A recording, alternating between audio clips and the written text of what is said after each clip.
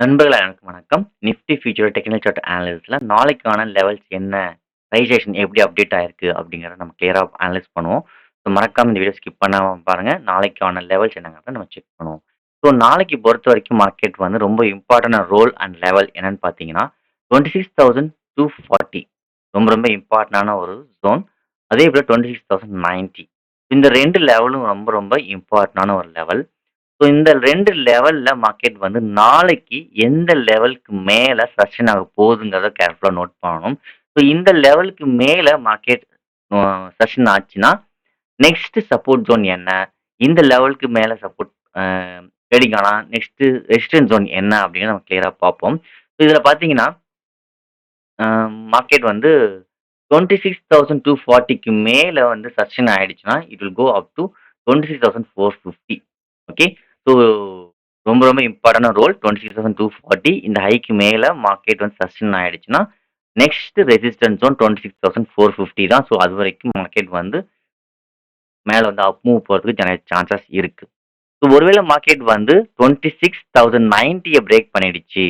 ஓப்பனிங்லேயே break பண்ணாலும் ரொம்ப நல்லதான விஷயம் தான். ஸோ ஒருவேளை நாளைக்கு மார்க்கெட் வந்து 26,090க்கு பிரேக் பண்ணிட்டு, அதன் பிறகு சஸ்டெயின் ஆச்சு அப்படின்னா, நெக்ஸ்ட் மூவ் அப் டூ 25,880 வரைக்கும் வரதுக்கு சான்சஸ் இருக்கு. ஞாபகம் வச்சுக்கோங்க. ஸோ நாளைக்கு பொறுத்தவரைக்கும் 26,090க்கு கீழ பிரேக் அவுட் சஸ்டெயின் ஆச்சுன்னா, 25,880 26,240க்கு மேல மார்க்கெட் சஸ்டெயின் ஆயிடுச்சுன்னா, 26,450 வரைக்கும் போறதுக்கு பாசிபிலிட்டீஸ் இருக்கு.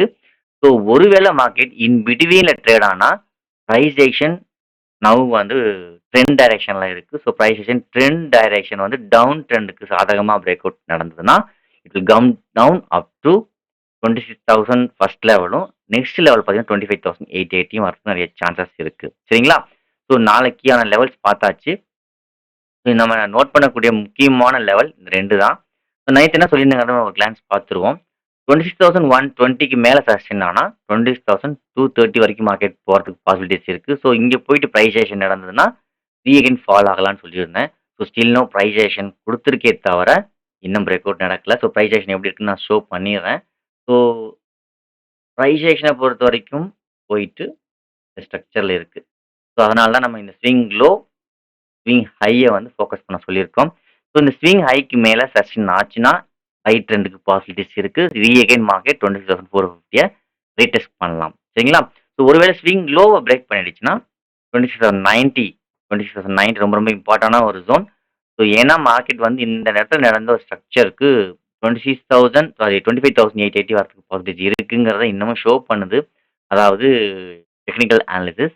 இன்னொன்னு இந்த ட்ரெண்ட் லைன்னால தான் மார்க்கெட் வந்து ஸ்ட்ரகிள் ஆயிட்டு இருக்கே தவிர, மேபி நாளைக்கு ஒருவேளை 26,090க்கு கீழ பிரேக் அவுட் நடந்தா, நெக்ஸ்ட் மூவ் பாசிபிலிட்டீஸ் அப் டூ 25,880க்கு சான்சஸ் நெறைய இருக்குங்கிறத ஷோ பண்ணுது. ஸோ இதான் நாளைக்கான லெவல்ஸ்.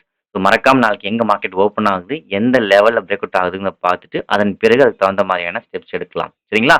ஸோ என்னோட ஓன் அனாலிசிஸ் எல்லாமே உங்கள்ட்ட ஷேர் பண்ணிக்கிறேன். காரணம் என்னன்னா பார்த்தீங்கன்னா, என்னோட நாலேட்ஜ் உங்கள்ட்ட ஷேர் பண்ணிக்கிறதுக்காக மட்டும் தான். நீங்க என்னோட வீடியோவ ஃபாலோ பண்றீங்கன்னா, மறக்காம நீங்க உங்களோட ஓன் அனாலிசிஸ் சேர்த்துக்கிட்டு, அதன் பிரகாரம் ஸ்டாப் லாஸ் அண்ட் மணி மேனேஜ்மென்ட்ட ஃபாலோ பண்ணி ட்ரேட் பண்ணுங்க. ஸோ அது ரொம்ப ரொம்ப நல்லது. உங்களுக்கு இந்த வீடியோ பிடிச்சிருந்தா மறக்காம லைக்ஸ் அண்ட் கமெண்ட்ஸ் பண்ணுங்க. நிறைய நண்பர்களுக்கு இந்த வீடியோ ஷேர் பண்ணுங்க. So thank you. Thank you for வாட்சிங்.